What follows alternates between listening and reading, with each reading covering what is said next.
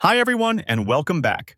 If your TikTok camera is not working, don't worry, you're not alone. In today's video, I'll show you how to allow camera access on TikTok using two simple and effective methods. So let's get started.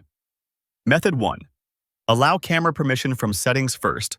Open the Settings app on your phone. Scroll down and tap on Apps. Now select Manage Apps and look for TikTok in the list. Tap on it to open the app settings. Here, find and tap on App Permissions. You'll see the camera option.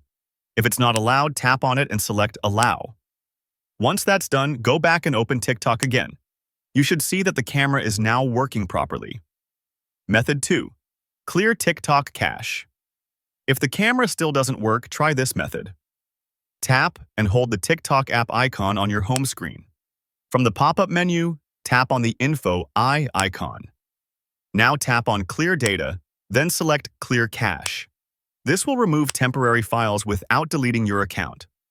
After clearing the cache, open TikTok again, and your camera should work perfectly. And that's it. If you found this video helpful, don't forget to like, subscribe, and turn on the bell icon for more helpful tips. Thanks for watching.